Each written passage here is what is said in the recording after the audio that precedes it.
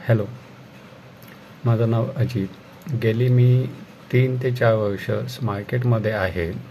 माझ्या एका मित्रामुळे मी मार्केटमध्ये आलो आणि माझ्या पोर्टफोलिओमध्ये मी 50 ते 60 शेअर्स घेतले होते, जे फंडामेंटली खूप छान होते.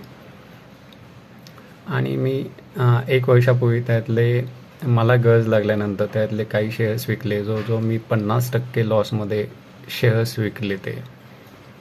आणि एक 6-7 महिन्यापूर्वी मी स्वप्नील सरांच्या अंडर शेअर्स मार्केटमध्ये एकदम खूप सिम्पल पद्धतीने समजून त्यांनी सांगितलं, सप्लाय आणि डिमांड ह्याच्यावरती मार्केट हे अवलंबून असतं. ती स्ट्रॅटर्जी त्यांनी मला समजून सांगितली आणि मिनिमम पोर्टफोलिओमध्ये 10 ते 15च्या वरती कंपन्या नसल्या पाहिजे हे त्यांनी कन्सेप्ट समजावून सांगितलं. त्याच्यानंतर मी मार्केट खूप चांगल्या पद्धतीने त्यांच्याकडनं समजून घेतले आणि माझ्या पोर्टफोलिओ हा मी 10 ते 15च्या वरती ठेवला नाही.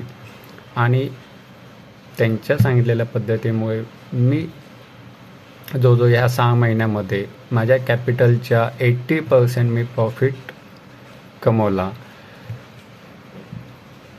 त्यांनी मार्केटमध्ये एंट्री कधी करायची, एक्झिट कधी घ्यायचा, हा जो कन्सेप्ट समजून सांगितला तो खूपच छान आहे.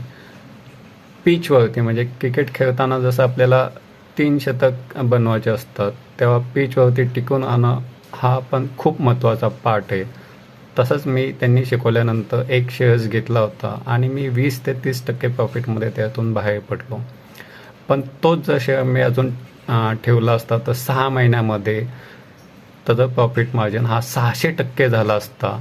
म्हणून शेअर्समध्ये चांगला आणि फंडामेंटली असल्यानंतर, व्हॉल्यूम त्यामध्ये डिमांड असल्यानंतर त्यात टिकून राहणं हे खूप महत्त्वाचं आहे. हा कन्सेप्ट त्यांच्याकडनं मला खूप छान पद्धतीने समजला.